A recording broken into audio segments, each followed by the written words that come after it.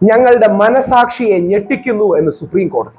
ഉത്തർപ്രദേശിലെ പ്രയാഗ്രാജ് അതോറിറ്റിക്ക് അന്യായമായി പൊളിച്ച ഓരോ വീടിനും 10 ലക്ഷം രൂപ ഫൈൻ ഇട്ട് സുപ്രീം കോടതി. ഷോക്സ് അവർ കോൺഷ്യൻസ്, ഞങ്ങളുടെ മനസാക്ഷി ഇത് ഞെട്ടലാക്കുന്നു. ഉത്തർപ്രദേശ് ഗവൺമെന്റിനെയും പ്രയാഗ്രാജ് ഡെവലപ്മെന്റ് അതോറിറ്റിയെയും അതിശക്തവും നിശ്ചിതവുമായി വിമർശിച്ചുകൊണ്ട് വീടുകൾ പൊളിച്ചത് ഇൻഹ്യൂമൻ ആൻഡ് ഇല്ലീഗൽ, മനുഷ്യത്വരഹിതമാണ്, നിയമവിരുദ്ധമാണെന്ന് പറഞ്ഞുകൊണ്ട് justice Abhay S Oka and Ujjal Bhuyan അവർ പറയുന്നു, ഇത് ഞങ്ങളുടെ ആത്മാവിനെ വേദനിപ്പിക്കുന്നു, ഞങ്ങളുടെ മനസാക്ഷിയെ ഞെട്ടിക്കുന്നു. റൈറ്റ് ടു ഷെൽട്ടർ, ഒരു കൂര, കിടപ്പാടം ഓരോ വ്യക്തിയുടെയും അധികാരവും അവകാശവുമാണ്. ഡ്യൂ പ്രോസസ് ഓഫ് ലോ എന്നൊരു കാര്യമുണ്ട്. സുപ്രീം കോടതി ഈ അതോറിറ്റിക്ക് 6 ആഴ്ച കൊടുത്തിരിക്കുന്നു 10 ലക്ഷം രൂപ വെച്ച് പൊളിച്ച ഓരോ 5 വീടിനും കൊടുക്കാനായിട്ട്. ബെഞ്ച് വളരെ ശക്തമായി തന്നെ ഉത്തർപ്രദേശ് ഗവൺമെന്റിനെ വിമർശിച്ചുകൊണ്ട് പറഞ്ഞു, ഇത് ഹൈ ഹാൻഡഡ് ആണ്, നിങ്ങൾ ഇത് കാണിച്ചത് അന്യായമാണ്, ധാർഷ്ട്യമാണ് നിങ്ങൾ കാണിച്ചത്. അതുകൊണ്ട് ഈ കോമ്പൻസേഷൻ കൊടുക്കുന്നു. അടുത്ത വരിയും വളരെ രസകരമാണ്. ഇങ്ങനെ ചെയ്താലേ, ഈ രീതിയിൽ ഞങ്ങൾ ഫൈൻ അടിച്ചാലേ അതോറിറ്റീസ് ഭാവിയിലെങ്കിലും ഓർത്തിരിക്കൂ ഇങ്ങനെ ചെയ്യരുത് എന്ന്.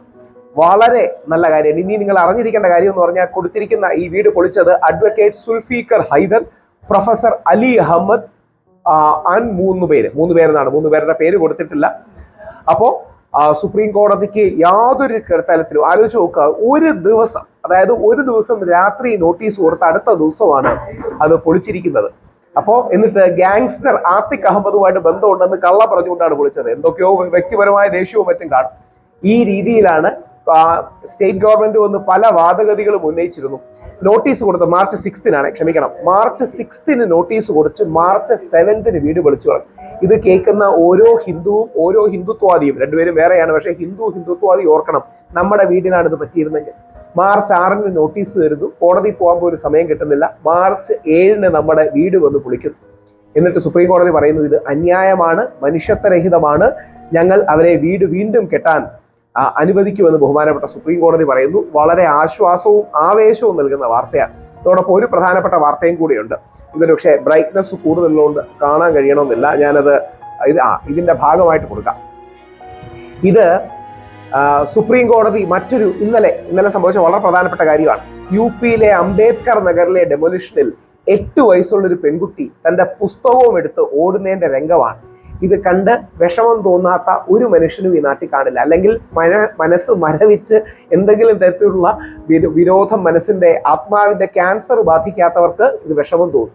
ഈ പെൺകുട്ടിയുടെ പേര് അനന്യ യാദവ് എന്നാണ്. ഈ 8 വയസ്സുകാരിയായ കുട്ടിക്ക് ഭാവിയിൽ ആഗ്രഹം, 8 വയസ്സെന്ന് എത്ര വയസ്സാണ്? എൻ്റെ മോൻ 8 വയസ്സാണ് പ്രായം. 8 വയസ്സെന്ന് പറഞ്ഞാൽ 2ാം ക്ലാസ്സോ 3ാം ക്ലാസ്സോ ആയിരിക്കും. ഈ 8 വയസ്സുള്ള അനന്യ യാദവിന് ഭാവിയിൽ IAS ആവണമെന്നാണ് ആഗ്രഹം. നമ്മുടെ രാജ്യത്തെ രക്ഷിക്കണമെന്നാണ് ആഗ്രഹം. ആ കുട്ടിയുടെ വീടടക്കം പൊളിച്ചിട്ടുണ്ട് UP-യിലെ അംബേദ്കർ നഗറിൽ. എന്നിട്ട് ആ അംബേദ്കർ നഗറിൽ ഈ കുട്ടിയുടെ ഏറ്റവും വേദന തോന്നുന്ന വീഡിയോ, ആ കുട്ടിയുടെ മാത്സിന്റെയും ഹിന്ദിയുടെയും ഇംഗ്ലീഷിന്റെയും പുസ്തകം എടുത്തുകൊണ്ട് ഈ കുട്ടി ഓടുകയാണ്. ശരിക്കും കണ്ണു നിറഞ്ഞു പോകുന്ന, കരളലിയിക്കുന്ന ഒരു ദൃശ്യമാണ്. എനിക്ക് ഈ പുസ്തകങ്ങൾ പോവുകയാണെങ്കിൽ സ്കൂളിൽ നിന്ന് വീണ്ടും ആ പുസ്തകം കിട്ടില്ല എന്ന് പറഞ്ഞുകൊണ്ടാണ് ആ പെൺകുട്ടി അത് ചെയ്യുന്നത്. ഞാൻ പെട്ടെന്ന് എൻ്റെ വീട് പൊളിക്കാൻ വന്നപ്പോൾ ആദ്യം ഓർത്തത് സ്കൂൾ ബാഗും പുസ്തകങ്ങളുമാണ്. എൻ്റെ അമ്മ, അതായത് JCB പൊളിക്കാൻ വരികയാണ്. എൻ്റെ അമ്മ ഞാൻ അങ്ങോട്ട് പോകുന്നതിനെ തടയാൻ ശ്രമിച്ചു. ഞാൻ അമ്മയുടെ കൈ തട്ടി മാറ്റി.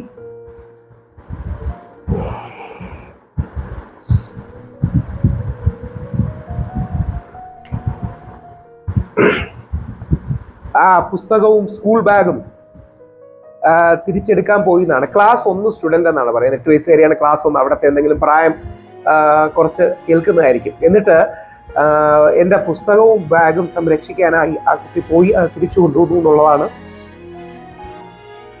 പറയുന്നത്.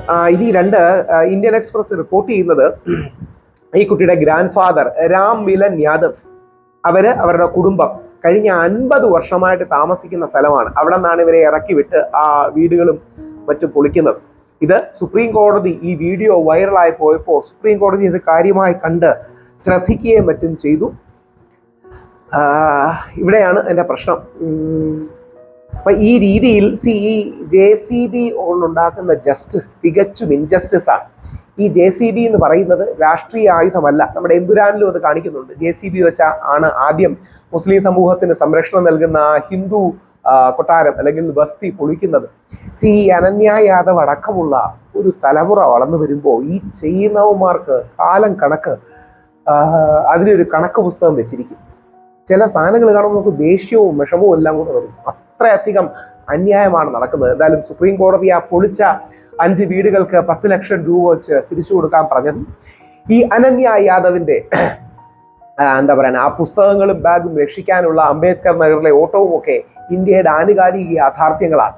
ഇത് നിങ്ങൾ BJP കാരനാകും, കോൺഗ്രസ്സുകാരനാകും, CPM കാരനാകും, അവരൊന്നും പ്രശ്നമില്ല. രാഷ്ട്രീയം ഏതാണെങ്കിലും മനസ്സ് മരവിക്കാത്ത, മനുഷ്യത്വം മരവിക്കാത്ത ഈ രാജ്യത്ത് നടക്കുന്ന ഇത്തരം കന്നന്തിരവുകൾ, ഇത്തരം തെമ്മാടിത്തരങ്ങൾക്ക് നമ്മുടെ രാജ്യത്തിന്റെ ആൾക്കാർ പ്രതികരിച്ചില്ലെങ്കിൽ ഈ രാജ്യത്തിന് ആത്മാവില്ല എന്നാണ് അതിൻ്റെ അർത്ഥം. സുപ്രീം കോടതി പറഞ്ഞതുപോലെ മനസ്സുള്ളവന്, മനസാക്ഷിയുള്ളവന്, ആത്മാവുള്ളവന് വേദന തോന്നുന്ന കാര്യങ്ങളാണ്. അനന്യ യാദവിനെ പോലെ വലിയൊരു തലമുറ വളർന്നു വരട്ടെ. ഈ ചെയ്യുന്നവന്മാർക്ക് കാലത്തിന്റെ കണക്ക് പുസ്തകത്തിൽ ദൈവത്തിന്റെ കോടതിയിൽ ശിക്ഷ ലഭിക്കട്ടെ എന്ന് പ്രാർത്ഥിക്കാം.